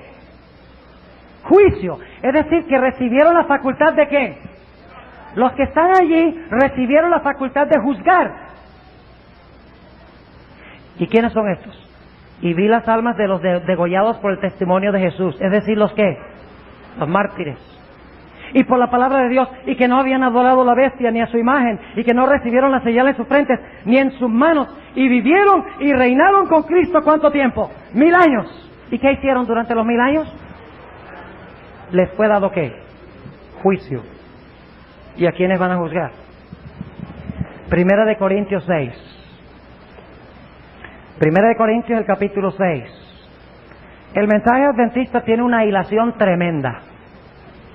Hay que ir por todas partes de la Biblia para conseguir el mensaje adventista. No nos podemos detener en un solo texto. 1 Corintios 6 y el versículo 2. Dice el apóstol San Pablo: ¿no sabéis que los santos han de juzgar el mundo? ¿Qué es el mundo? Cuando la Biblia habla de mundo, está hablando de los mundanos, los impenitentes. Jesús dijo: no améis al mundo, ni los que son del mundo. ¿No es cierto? Adúlteras y adúlteros, ¿no sabéis que el amor al mundo es enemistad contra Dios? El mundo los aborreció porque no son del mundo, dijo Jesús en Juan 17. Cuando la Biblia habla del mundo, está hablando de los mundanos. ¿A quiénes juzgarán los hijos de Dios? Al mundo, es decir, ¿a los qué? A los mundanos. ¿Y a dónde se han quedado los mundanos? Debe preguntarles, ¿a los mundanos había que juzgarlos antes de la segunda venida? ¿Había que juzgarlos antes? ¿Por qué no? Porque Cristo no se los iba a llevar a ninguna parte. ¿Entienden lo que estoy diciendo? ¿Se iban a quedar dónde? En sus sepulcros, en la tierra. Iban a ser juzgados en el cielo. Ahora, ¿quién más juzgaremos? Dice: ¿no sabéis que los santos han de juzgar al mundo? Y luego dice en el versículo 3: ¿o no sabéis que hemos de juzgar a los ángeles? ¿Cuáles ángeles? ¿Los ángeles buenos? ¿Los ángeles buenos necesitan un juicio? ¿Para qué? Si ya están en el cielo. ¿Quiénes son los ángeles que van a ser juzgados? Estos: Satanás y sus ángeles. ¿Quiénes son juzgados durante los 1000 años? Los impíos, cuyos pecados entraron como al santuario, ilegalmente. ¿Vamos bien? ¿Y quién más? Satanás y sus ángeles. Ahora imagínense la escena. Llego yo al cielo. Amén. El Señor me pone a juzgar. Y mientras estoy juzgando, yo digo: Señor Jesús, ¿dónde está ese pastor que tan bueno predicaba allá en la tierra? Ah, no, él no está aquí. ¿Cómo? Pero si era tan consagrado, predicaba tan bonito, hacía todo lo que debía hacer un pastor. ¿Cómo es que no está aquí? Señores, si hay alguien que debe estar aquí, debe ser él. O imaginémonos otra escena. Voy caminando por la calle y de repente me encuentro con un individuo que era un traficante de drogas y está allá. Digo: oye, este que envenenó las mentes de tantos jóvenes y tantos niños y está aquí en el cielo, ¿cómo así? No, aquí no hay justicia, algo tiene que andar mal aquí. Por lo tanto, ¿qué dice Jesús? ¿Saben lo que va a hacer Jesús? Va a abrirnos los libros a nosotros. Y nos va a explicar a nosotros por qué hay cierta gente que no está allí, que esperábamos ver, y por qué hay cierta gente que está allí, que no esperábamos ver allí. Explicará a los que están, que nosotros creíamos que no deben estar, y viceversa. Y se mostrará que ese pastor, que tan consagrado era, trabajaba nada más porque quería ser el campeón de los pastores en bautismos. Y ese laico que no llegó, se va a descubrir que era campeón en recolección porque quería que le dieran la cintica. Y se revelará en los libros, porque todo está escrito allí, se revelará que ese miembro de iglesia tan consagrado estaba viviendo en adulterio y nadie lo sabía. ¿Entienden la escena? Que hay cosas secretas que el hombre no ve. Y cuando concluyamos de leer todos los casos, ¿qué diremos nosotros? Ay, Señor, momentico, se te escapó uno. Se te escapó uno. Ese debía estar aquí arriba. Tráetelo. Eso es lo que vamos a decir. En este juicio nosotros no vamos a cambiar nada. Lo único que Dios quiere es que nosotros veamos que Él fue justo en excluir a algunos y incluir a otros. Eso es todo. A Dios le interesa lo que pienso yo. ¿No les gusta eso? Dios podría decir, estos son salvos, estos están perdidos. ¿Y por qué? Porque sí. ¿Les gustaría a ustedes servir a un Dios así?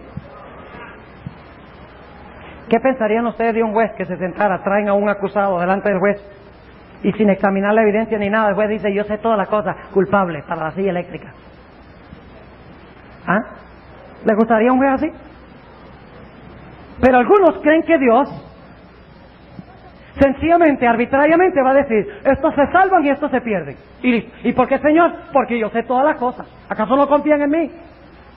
Ese es el problema, que Satanás ha creado desconfianza en las mentes. Por eso Dios quiere revelar todas las cosas, no va a esconder nada, para que nosotros tengamos confianza absoluta y completa en Él. De que Él fue correcto en la forma como administró los casos de cada ser humano y los casos de Satanás y sus ángeles. Y cuando concluye el milenio y hayamos juzgado al mundo y hayamos juzgado a los ángeles impíos, Satanás y sus ángeles, nosotros nos uniremos a los ángeles leales y diremos, justos y verdaderos son tus caminos, oh Jehová. Ahora no solo han sido convertidos los ángeles, sino los penitentes. ¿Faltan algunos? ¿Quiénes faltan? Los que metieron sus pecados al santuario ilegalmente. ¿Y saben algo interesante? Después que Azazel era desterrado al desierto, la Biblia dice que si había alguien que no aflige a su alma durante el día de expiación, era cortado en medio del pueblo. Y eso pasaba después que los casos de los santos habían sido purificados, después que los pecados habían sido colocados sobre Azazel y desterrado al desierto. Entonces Dios decía, ahora vamos a examinar a ver si hay algunos impenitentes que no metieron sus pecados legalmente al santuario, estando tristes por el pecado y dispuestos de abandonarlos. Ahora vamos a examinar las cosas para ver si estas personas realmente merecen entrar acá o no. Y eso es lo que hace durante los 1000 años. Trata los casos de los pecados que entraron al santuario como ilegalmente, pecados con la mano alzada, personas que vinieron y aparentemente se arrepintieron y dicen, ay Señor, perdóname, pero que su corazón no tenía en realidad el espíritu y la disposición de recibir perdón. Hay muchas personas que piden perdón que no lo reciben. El que aparta su oído de oír la ley, aún su oración es una abominación, dice la Biblia en Proverbios. Así que si ustedes pertenecen a una iglesia donde se dice que no hay que guardar la ley porque fue clavada en la cruz, ustedes pueden orar y pedirle perdón a Dios todos los días, pero la oración es una abominación, porque la Biblia dice que aquellas personas que oran y no guardan la ley de Dios, su oración es una abominación a Jehová. Los impenitentes, los que dicen que la ley fue clavada en la cruz, que no estamos bajo la ley sino bajo la gracia, aquellas personas que presumen de la misericordia de Dios, que dicen, no, yo le pido perdón a Dios, yo le confieso a un sacerdote y luego puedo seguir viviendo como estaba viviendo antes. Esa clase de pecados, el pecado que entra ilegalmente al santuario, la idolatría, la profanación del sábado que leímos, ¿verdad? Ofrecer los hijos a Molec, que no lo hacemos hoy, pero los sentamos delante del televisor y igual se los estamos ofreciendo espiritualmente, ¿no? La hermana White dice que eso es ofrecerle los hijos a Molec tan ciertamente como quemarlos en la antigüedad. Ahora, ¿vamos bien? Vamos a concluir este asunto. ¿Quiénes faltan por convencer? Falta por convencer a Satanás y a sus ángeles. ¿Y a quiénes más? ¿Los impenitentes están convencidos de que ellos son malos? ¿Satanás y sus ángeles están dispuestos a confesar de que ellos están equivocados? En ninguna manera están dispuestos a confesar eso. Y por lo tanto, ¿qué sucede? Después de los 1000 años, resucitan y los otros muertos no tornaron a vivir sino hasta que se cumplieron los 1000 años. Eso tienen que ser los malos, porque los buenos resucitaron primero y se fueron al cielo. Así que los otros muertos tienen que ser los impíos. ¿Y a dónde se quedaron los impíos? En la tierra. ¿Y a dónde quedó Satanás y sus ángeles? ¿Y a dónde estaban los santos o los penitentes? En el cielo. Ahora, ¿los penitentes están convencidos de que Dios fue correcto en su forma de tratar a Satanás y a los impíos? ¿Están convencidos? ¿Han visto todos los casos?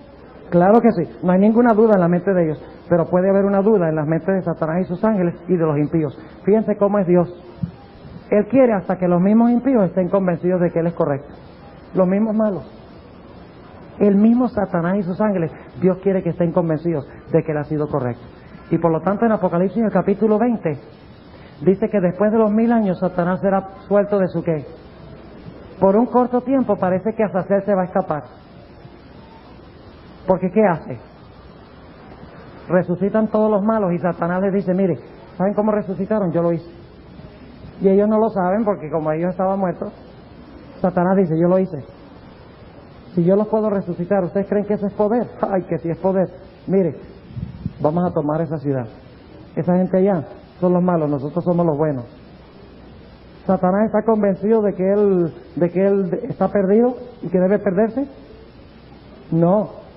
¿Y qué hacen los impíos? ¿Le creen a Satanás? ¿Creen a Satanás en contra de Dios, sí o no? Claro que sí, porque dice que se preparan y rodean ¿qué cosa? Y rodean la santa ciudad. ¿Con la intención de qué? Con la intención de atacar a la santa ciudad. ¿Están convencidos Satanás y sus ángeles y los malos de que Dios es correcto y ellos están en lo incorrecto? Ni se lo crean.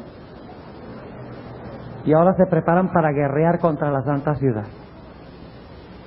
Convencidos de que Dios es injusto en excluirlos a ellos. Satanás dice, Dios tiene favoritos, mire, a esos que están adentro son los favoritos de Dios. Nosotros, fíjese, allá está David, el adúltero y el asesino ese. Sí, nosotros hicimos lo mismo, pero es que Dios es parcial, ¿ve? Dios salva a algunos y condena a otros caprichosamente. Y los impíos dicen, oye, de verdad eso suena muy razonable. Y se unen con Satanás. Y van a atacar la santa ciudad. Pero cuando van a atacar la santa ciudad, se realiza la escena final del juicio, que muchas veces nosotros olvidamos. Se encuentra en Apocalipsis 20, versículo 11 al 15. Y se realiza desde el santuario, dicho sea de paso, esta fase del juicio. Apocalipsis, el capítulo 20. Y note lo que dice aquí en el versículo, empezando en el versículo 11. Y vi un gran trono blanco, y al que estaba sentado sobre él, delante del cual huyó la tierra y el cielo, y no fue hallado el lugar de ellos. Y vi los muertos. ¿Cuáles muertos? Bueno, ya no están muertos, era lo que estaban muertos, ¿verdad? Dice, y vi los muertos, grandes y pequeños, que estaban delante de ¿quién? Delante de Dios. ¿Cuáles muertos son esos? ¿Los justos? No, porque los justos resucitaron ¿cuándo? Al principio de los 1000 años. ¿Y esto es cuándo? Al final de los 1000 años. Tienen que ser los impíos. Dice, ¿y los libros fueron qué? Abiertos ante todos los que están allí. Y otro libro fue abierto, el cual es de la vida. Dios va a mostrarle, inclusive a Satanás y a los impíos, los registros de los santos, el libro de la vida, para que vean que ellos en realidad merecían entrar al cielo. Y dice, y otro libro fue abierto, el cual es el de la vida, y fueron juzgados los muertos por las cosas que estaban escritas en los libros según sus obras. ¿Dónde estaban escritas estas cosas? En los libros. ¿Dónde estaba registrado, según lo que hemos estudiado? ¿Dónde estaban registrados esos pecados, sus obras? En el santuario. Esos pecados entraron legal o ilegalmente. Entraron ilegalmente. ¿Pero están registrados ahí igual? Sí. Dice en el versículo 13, y el mar dio los muertos que estaban en él, y la muerte y el infierno dieron los muertos que estaban en ellos, y fue hecho juicio de cada uno según sus obras. ¿Dios destruye a los impíos sin juzgarlos? ¿Saben algo? Con Dios un individuo es inocente hasta que se compruebe culpable. Esta es la economía de Dios. En los países latinos uno es culpable hasta que se compruebe inocente. Pero ante Dios, un individuo es inocente hasta que se compruebe que es ¿qué? Culpable. Y cuando Cristo Jesús abre los libros y se lo muestra a los impíos, ¿qué van a decir los impíos? Justos y verdaderos son tus caminos, oh Jehová. Y se van a arrodillar y van a confesar con su lengua que Jesucristo es el Señor. Lean Filipenses 2, 9 al 11, Romanos 14, 23, Isaías 45, 23. Ante mí toda rodilla se doblará y toda lengua confesará, incluyendo la de Satanás y sus ángeles, y los impíos confesarán que su sentencia es justa, que fueron excluidos verdaderamente por Dios, que tuvieron la oportunidad de salvarse, que Dios los amó tanto a ellos como a los demás, y van a confesar que Dios ha sido correcto en su forma de administrar el problema del pecado. Ahora, ¿cuántos están de acuerdo en la gran controversia entre el bien y el mal? ¿Cuántos están de acuerdo? ¿Los ángeles están convencidos de que Dios es justo y amoroso? ¿Los penitentes están de acuerdo de que Dios es justo y amoroso? ¿Los impenitentes están convencidos de que Dios es justo y correcto? ¿Satanás y sus ángeles están convencidos de que Dios es justo y correcto? Claro que sí, porque ellos van a confesarlo. Ahora yo pregunto, ¿quién expía los pecados de los impíos? ¿Qué es lo que expía el pecado? ¿La qué? La sangre. ¿La sangre de Cristo expió los pecados de estos hombres, de estas personas? Entonces, ¿la sangre de quién expía sus pecados? La de ellos mismos. Ahora, notemos lo que dice Ezequiel 39. Tenga un poquito de paciencia. Este es un tema difícil de esbozar en un corto tiempo. Ya vamos a terminar. En el libro de Ezequiel, noten lo que dice. Se sacrificaban animales, ¿verdad? Y cuando la sangre de los animales se derramaba, ¿eso expiaba qué? El pecado. ¿Y luego qué se hacía con el sacrificio? Se quemaba. ¿Correcto o incorrecto? Correcto. Ahora noten lo que dice Ezequiel el capítulo 39. Ezequiel 39, hablando de Gog y Magog. En Apocalipsis 20, ¿qué aparece? ¿Cómo se le llama a los impíos en Apocalipsis 20? Se les llama Gog y Magog, todos los impíos alrededor de la ciudad. ¿Y ahora qué va a hacer Dios con los impíos? Noten lo que dice en Ezequiel el capítulo 39, y vamos a leer el versículo 17. Y tú, hijo del hombre, así ha dicho el Señor Jehová: di a las aves, a todo volátil y a toda bestia del campo, juntaos y venid, reunidos de todas partes, ¿a mi qué?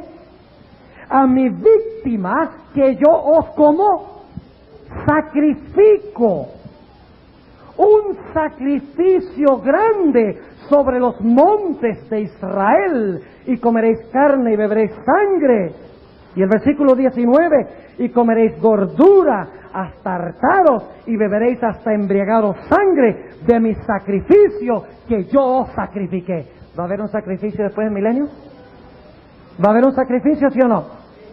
¿Va a ser un sacrificio expiatorio, sí o no? Claro que sí. Será un sacrificio expiatorio. ¿Expiará los pecados de quién? De los impíos. Con mi muerte, derramando mi sangre, yo expío mis pecados si llegara a estar entre los impíos. ¿Entiende lo que estoy diciendo? Como no acepté la sangre de Cristo en mi lugar, entonces mi propia sangre tendría que ser derramada en sacrificio. Yo tendría que morir por mis pecados. ¿Entiende lo que estamos diciendo? Por eso Dios dice que tiene con Gog y Magog un sacrificio, y que tiene víctimas. Y los animales que se mencionan ahí, que no leí, son los animales que se usaban en el servicio del santuario.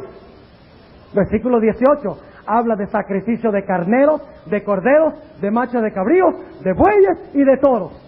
Los animales que se usaban para sacrificar en el santuario. O sea que los impíos serán sacrificados por Dios y su sacrificio expiará sus pecados. Sus pecados no son colocados sobre Azazel, porque ellos decidieron, en vez de darle sus pecados a Jesús para que Él los pusiera sobre Azazel, ellos decidieron quedarse en su propia vida con sus ¿qué? Con sus pecados. Y luego, ¿qué sucederá con los impíos? ¿Qué pasaba con los sacrificios después que eran sacrificados? ¿Eran cómo? Quemados. ¿Y qué pasa con los impíos después del sacrificio? Desciende fuego del cielo y los ¿qué? Y los consume. ¿Y qué consume el fuego? El pecado. ¿Y luego qué hace Dios? ¿Qué hace Dios? Un cielo nuevo y una tierra nueva donde ya no existe ¿qué? Donde no hay pecado. ¿Es sabio Dios en la forma como soluciona el problema del pecado? ¿Va a dejar Dios algunos cabos sin atar que más adelante venga y diga, ay, un momentico, Señor, aquí hubo un error, o Señor, mira, hay que corregir esto? ¿Va a pasar eso? No, porque Dios ha tomado los pasos en el juicio que comenzó el 22 de octubre de 1844, ha tomado los pasos para convencer a los ángeles leales, para convencer a los penitentes, para convencer a los impenitentes, para convencer a Satanás y a sus ángeles de que Él es justo y verdadero. Y en el proceso, ¿quién es vindicado ante el universo? En las mentes de todos los seres del universo, Dios es vindicado, el santuario es limpiado, es desterrado la iniquidad, la rebelión y el pecado, y Dios mora por la eternidad en santidad y en belleza. Aquí radica la belleza de la teología adventista. Y sin embargo hay muchas personas que dicen que esta doctrina no es bíblica. Es necedad. Y es sencillamente porque la gente no quiere comparecer ante el gran tribunal de Cristo. Quiere seguir viviendo en sus pecados. Pero cuando concluye el pecado, todo se habrá solucionado para la honra y para la gloria de Dios el Padre. Toda rodilla se doblará y toda lengua confesará que Jesucristo es el Señor, a la gloria de Dios el Padre. Qué tremendo concepto. Yo quiero estar entre los penitentes.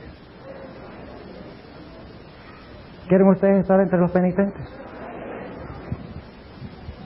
Yo quiero estar en ese grupo que mete sus pecados al santuario legalmente, a través de la sangre del Cordero. Yo no quiero ser uno de esos que peca con la mano alzada contra Dios. Que dice, el pecado, eso no se puede vencer, eso es imposible. Dejemos que el sacerdote se encargue de eso. O aquellos dicen, yo guardo la ley. Nadie puede, eso es imposible. Nadie es perfecto.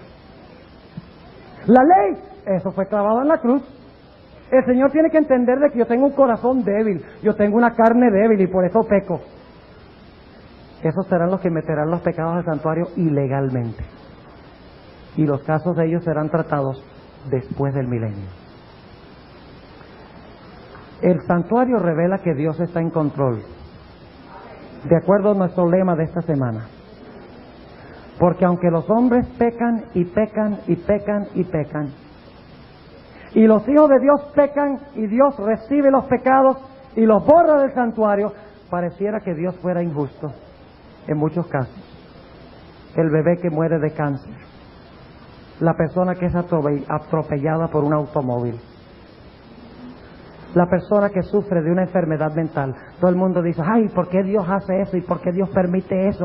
Y viven inculpando a Dios. En el santuario Dios mostrará que eso todo es producto del maligno y que Él está en control. Él va a solucionar el problema del pecado y de los pecadores de una vez por todas y establecerá un nuevo orden mundial donde nunca más se levantará el pecado, porque su solución es solución permanente, no solución por tratados políticos, no solución por resolución de problemas económicos, no solución que viene de los problemas ecológicos. Su solución es una solución eterna, porque hace cielos nuevos y tierra nueva, a donde habita para siempre la justicia. Ahora quiero hablar un momentico con los adventistas al concluir este tema ¿Cuántos de los adventistas quieren decirle al Señor Jesucristo en esta noche: gracias, Señor, por el glorioso mensaje que nos has dado, y yo quiero, Señor, estar en ese grupo que estará entre los penitentes poniendo sus pecados en el santuario? Gloria al Señor. Pero ahora quiero hablar con los que no son miembros de la Iglesia Adventista del Séptimo Día. Ustedes han oído en esta noche la doctrina central de la Iglesia Adventista del Séptimo Día, de cómo Dios soluciona de una vez por todas el problema del pecado, sin dejar ni un solo cabo sin atar. Yo quiero preguntar a los que no son adventistas en esta noche: ¿cuántos quieren decirle a Jesús: yo quiero aceptar a Cristo como mi Salvador, yo quiero estar entre ese grupo de penitentes, yo quiero seguir a Jesús por donde quiera que va, yo quiero que mis pecados sean colocados en el santuario, y yo quiero que esos pecados sean colocados sobre Azazel para que yo pueda disfrutar de ese reino eterno? ¿Hay alguno que no es miembro de la Iglesia Adventista del Séptimo Día que quiere decirle eso a Jesús en esta noche? Yo quiero pedirles por favor que se coloquen de pie. Yo quiero tener una oración especial por ustedes en esta noche. Todos los que no son adventistas, gloria al Señor. Tenemos varias personas colocándose de pie. ¿Hay alguno más que no es miembro de la Iglesia Adventista, que quiere darle sus pecados a Jesús? Quiere que Jesús meta esos pecados a través de la sangre del Cordero.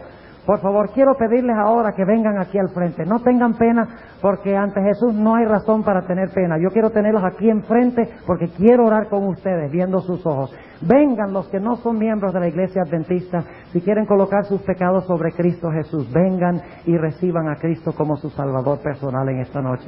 Vamos a esperar un par de minutos. Hay algunos en el balcón que vienen en camino. Yo sé que posiblemente hay algunos más en esta noche que están en nuestro medio, que quieren meter sus pecados legalmente al santuario y quieren pasar una eternidad con Jesús. ¿Hay alguno más en esta noche? Antes de tener la oración, no dejen que pase esta oportunidad. Es una oportunidad de oro. No sabemos qué va a pasar esta noche cuando salgamos de este local. No sabemos qué va a pasar mientras dormimos. Hoy es el día de la salvación. Hoy es el día de entregarnos a Jesús. ¿Alguno más? Voy a orar dentro de un momento. ¿Alguno más? Yo quiero orar por usted, para que Dios le fortalezca, para que pueda estar en el lado de Jesús cuando concluye la gran controversia entre el bien y el mal. ¿Alguno más? No voy a alargar el llamado mucho tiempo. Dios está tocando los corazones en este momento y Satanás está luchando para prevalecer. No permitan que Satanás gane en su lucha. Respondan al Señor Jesucristo. ¿Hay alguno más en esta noche? Dentro de unos momentos voy a tener la oración. Y posiblemente esta sea la última vez que oigan la voz del llamado de Jesús. ¿Alguno más en esta noche? Gloria al Señor. Allá arriba hay unos más. Vamos a pedirles que vengan aquí, por favor, aquí abajo, porque yo quiero tener una oración por ustedes. 2 preciosas almas más. Yo sabía que había algunos más. Mientras ellos bajan, voy a esperar hasta que ellos lleguen acá. Y quiero que respondan. Es un momento solemne. No dejen que nada en el mundo impida que respondan a Jesús en estos momentos. Es la decisión más importante de la vida. Me da miedo siempre terminar un llamado, ¿saben? Porque no sé qué sucederá con cada persona cuando salgan de ese lugar. ¿Alguno más en esta noche que quiere sellar su pacto con Jesús? Aquí vienen las 2 almas preciosas más que se colocaron de pie en el balcón. Si mientras estoy orando hay alguno más que quiere venir al frente y quiere decirle al Señor Jesucristo: yo deseo colocar mis pecados sobre el Cordero, quiero colocarlos en el santuario, quiero ser salvo, vengan al frente en estos momentos. Oremos. Padre Celestial, en esta noche hemos visto la sabiduría que tú tienes en resolver el problema del pecado. Entendemos que el pecado es algo grotesco, algo terrible, que afecta y toca cada rincón del universo. Pero sabemos que en tu sabiduría tú has provisto los medios para solucionar cada caso, de tal manera que todos reconozcan tu justicia y tu amor en la resolución del pecado.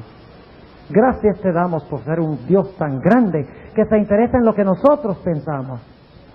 Gracias te damos porque nos dejas opinar a nosotros. Te doy gracias por estas preciosas almas que han venido al frente. Te ruego, querido Dios, de que tú estés con cada una de estas almas, que tú las bendigas, que tú las fortalezcas, que puedan venir a tus pies y permanecer allí a tus pies para siempre. Te ruego que no permitas que Satanás las desanime en algún momento, que puedan seguir tus caminos y colocar sus pecados sobre el Cordero y vencer a través de Cristo Jesús. Y ahora, Señor, te pido que si hay alguno más aquí que no ha respondido a tu llamado, que tú toques su corazón en este momento, que le ayudes a responder, a venir al frente, a entregarse a Jesús. ¿Hay alguno más en esta noche, en este momento solemne, en este momento reverente, que quiere decir: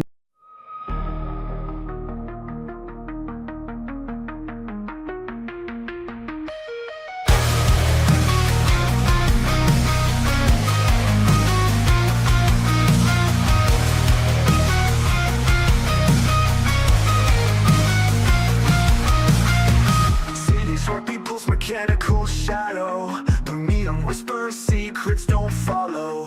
Streets empty, ghosts, echoes of tomorrows. Midnight clocks, ticks, lost dreams borrowed. Skyline, fractured moonlight dissected. Cold reflections, memories neglected. Voices calling from digital ocean. Darkness creeping, unnatural motion. Echoes in the void, lost and destroyed. Cold reflections, cries, voices tangled in disguise. In the night I realize shadows merge beneath the skies. Synthetic hearts begin to sink through the wires. We're on the brink of understanding where we link. Glimmers where the fractals blink. In the twilight dreams unfold. In the stories we've been told. Answers hiding in the fold. Gotta search before we're old. Lay voices they collide. Through the mist the shadows glide. In the chaos we confide. Push and pull like ocean tide. Melodies they rise and soar. In the echoes we implore. Pull me through the nevermore. Drifting out to distant lore. Haunting echoes call my name. I can feel the burning flame. Ghosts of past they sigh and strain. Memories that twist the pain. Through the static I hear cries. Voices tangled in disguise. In the night I